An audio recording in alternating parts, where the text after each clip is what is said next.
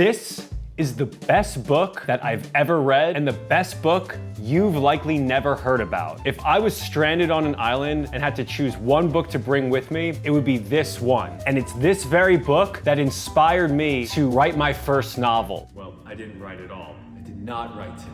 It is entirely personality driven. Most of my favorite books are not plot driven, they're character driven. And in this book, the author delivers the personality of his protagonist in such absurd, exquisite detail that I thought that I was reading a book about myself. The book is Leaving the Etosha Station by Ben Lerner. Great. All right, let's just do one more of those. I'm never gonna be able to say that again.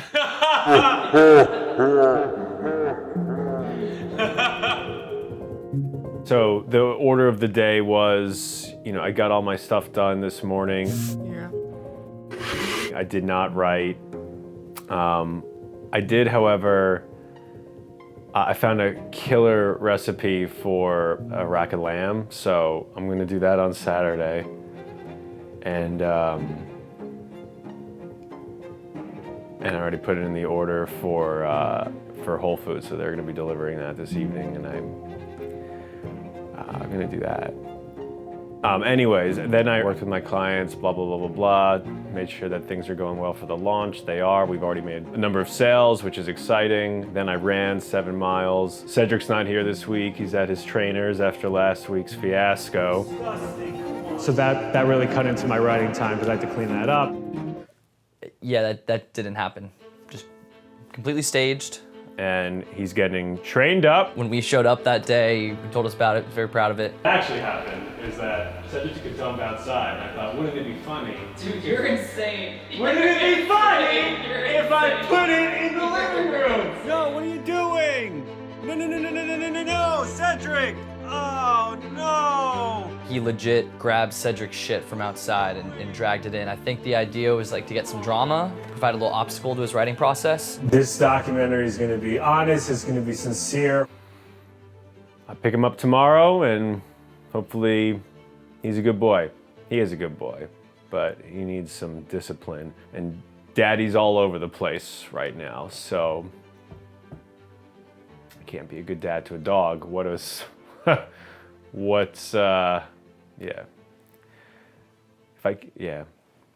That happened. None of that happened. And then you guys came, and then we shot the TikTok shit. The Sun Also Rises, The Road, Jesus' Son, American Psycho, My Struggle, Ham on Rye. When I did a bunch of research into Booktok and book influencers on YouTube and everything, something that really worked were these YouTubers kind of describing their literature DNA of their favorite books, their favorite authors, their least favorite, what they're into. I'm from Long Island, New York, and when I think of Long Island, I think of James Salter. And the views are huge on them, so I thought it would be a good idea just to start getting some more of that sort of content in our episodes. A personality-driven piece of literature. Fuck! Suck my dick. That's all right, we can move on to a different one. Let me just finish it. I'll finish it. Sure? Yeah. We, for the first time, shot, call it some TikTok. No one reads anymore. Influencer. And I'm trying to change that. Content. My top 4 favorite authors. My top 4, which is a word that really rubs me the wrong way because to me it implies, here are the top 5 reasons why you might want to start reading. It implies High energy. Like a sweatshop production house that just churns shit out because that's what it needs to do, which to me is the opposite of real artistry. Top 5 classic authors that still feel modern. Ernest Hemingway, F. Scott Dostoevsky, Franz Kafka. Oh, fuck. I only have 4. So I think we need a little bit more of this content, start to boost the numbers up. There's nothing wrong with it. This is what people want to see in the Booktok and book YouTube world. Why would we be compelled to make content? Well, because I personally, and we as a collective, don't have a following. The thinking is, while I'm writing a book, I did not write, which is a long process, we should build an audience, to build a marketplace whom we can eventually market and ship that book to. This documentary doesn't mean anything if no one's actually watching it. We need to attract some more literature lovers to this, and I think a proven way of doing that is doing more of these forward-facing, open, happy, cheery sort of like content vibes that I think will do really well when we chop them up and put them on TikTok. Shards. I am not a fan of this. So, you know, there are real, whatever you want to call them, influencers, people who teach shit online. Regardless of whether it's cringy or useful, I would argue that it is cringy and it's not useful. They actually enjoy this. Infinite Jest, which is the least enjoyable book on planet Earth. They think creatively about it. Fuck David Foster Wallace. They like want to be that person. That's a dream of theirs. Shockingly. I have no idea who Colleen Hoover is. Just mention Colleen Hoover. The absurdity of it is that I'm paying for this with no hope of making that money back. Even if the book is successful, nobody gets rich writing novels. I'm doing these things that I don't want to be doing and wasting my time. This is getting really hard for me. I'm like not doing well with this, with all of this. I can't be making a Booktok, whatever the fuck, when I'm not even writing. I'm feeling a little bit of resistance from him in terms of doing more of this content in the future. I wanted to kill myself, put a bullet in my brain. I'm gonna take 5 or whatever. Who gives a shit? Do we need one more? I'm a little disappointed because something that he's always instilled in this process is he wants to build a platform of literature lovers, get people that don't read to start reading, get people that have kind of pushed away their dreams for a while to actually go for it and everything. But it doesn't matter if we're not getting those people to watch it. I think we need to start doing some stuff that's a little bit more virally. I don't want to be an influencer. Yeah. Right? Like, I've been in the online business space for close to a decade now.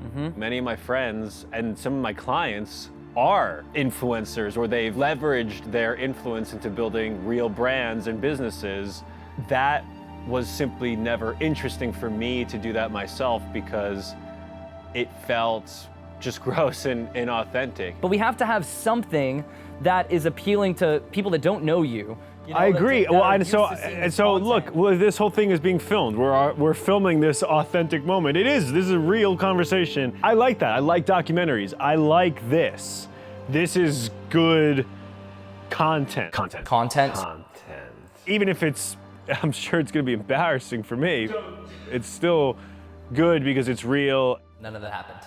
I do think that even in my most exquisite failure, that could be helpful or inspiring or a comedic relief for other aspiring artists. We have to make literature cool and relevant by making great art, not by making shitty fucking shit. Trash flavored trash. That's what I'm worried about, is like, we're gonna put this shit out, we spent all this time, you spent the money with it, and then no one's gonna see it at all. No, you're right. How many people are gonna be watching them just to watch a guy in this documentary about his goal? I think we need to start expanding the kind of content that we're doing. We have to be doing some sort of this. There has to be some sort of middle ground between art and keeping it real and being yourself, but like, we have to have some of these cheap tricks, these shortcuts, to actually get some sort of following. That makes sense, and I get that. I just think that his approach is stupid, frankly.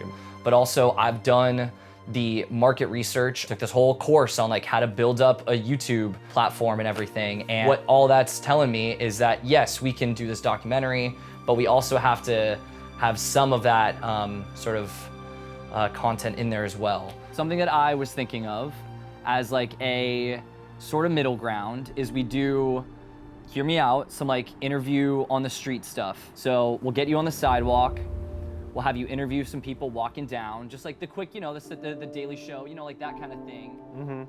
And I think that it's a short-term fix that's just going off of the trend of what everybody else is doing to get some cheap likes. It's like the equivalent of walking around with your pussy hanging out. You know, you're gonna get some heads turning, but I'm just fucking tired. I'm working every second of the day, And when I'm not working, I'm working out, and it's hard to find room and space for more things. I spend all my time while Daniel's working his day job and working out and running and everything, doing all the research and getting all my plans set in place of like what we can shoot in that like 2-hour window and this like very limited time. And sometimes when I get him, I just know he's exhausted and he's just not there, or he's very resistant to like this whole plan that I've set up for like this small shooting window. And so it's been hard enough to find time to write this book. And then on top of that, to film this doc, right? Like I'm taking an entire day out of my work week, and now we want to like shoot Instagram things, TikTok things. We're gonna go on the street and record interviews. It's a bummer. I get where Daniel's coming from, but it makes me a little hesitant about the future of all of this. What's he gonna have time for? And what's he gonna have the energy for? I'm a little bit concerned about that. I'm a little bit nervous about where this is going, especially with everything I'm putting on the line for this. And sometimes I feel like it's just a little bit of a slap in the face to all the effort that I put in. Yeah. Really all that I want to do is go to bed and finish The Shards by Bret Easton Ellis, which I'm reading for the second time. It's that fucking good. My God, if I could approach 20% of that book, I would feel like a successful writer. I'm just tired, so. Well, I'll try to wrap this up as quick as possible. I have like maybe 5 more questions I want to go through. So let me just check my notes and we'll do it. Joe, Ty, guys, God, I'm embarrassed to do this. I'm just really tired. I can't do this anymore. I just want to do the portraits. Those make me smile. We can call it a wrap on this part. Okay. Yeah. No, go ahead. Back to the portraits. Yeah. All right, cool. I like that.